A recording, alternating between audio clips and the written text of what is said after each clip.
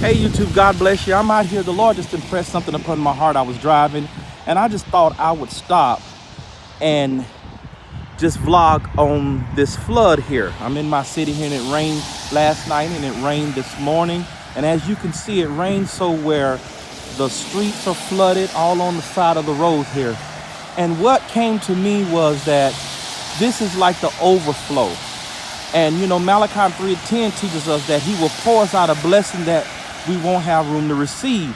We won't have room to restore it or to hold it. And that's what you see right here. There's no outlet here. So the flood, the overflow is just standing there and just standing here. There's just standing water and it's not going anywhere. So what good is it when God blesses you with the overflow and you don't share it with anyone?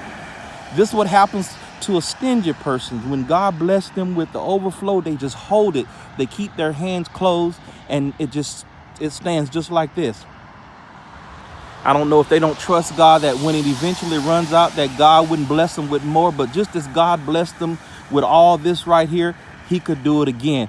Friends, I try to keep my hands open so God can continually flow through, because if not, it'll be just like this here. So God blesses us with things. He blesses us with the overflow so that we could bless others. You know, the scripture says, men shall give unto you. Yes, men shall give unto you. And that's why you often hear me say in my prayers and other exhortation that God has blessed us with all the resources in the world that we need. We just have a lot of selfish people in the world.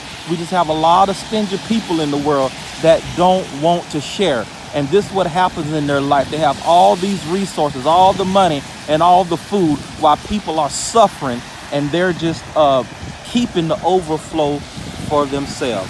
I believe, friend, that God blesses us abundantly so that we can give to others, because it's more blessed to what? To give than to receive. Yes, it is. And if you continue to give, God will continue to bless. I know what I'm talking about. I've experienced it. So I just want to stop and exhort you. Prayerfully, this video finds you well. I hope it encourages you. And remember, when God blesses you, share it with someone else. When God blesses you, share it with others. Yes, you can see the water puddles everywhere. God has blessed this city here in Fort Worth. And this is what it looks like when you're blessed. But don't be selfish with the blessing. That's another issue. God can bless you, but don't be selfish with it and hold it for yourself.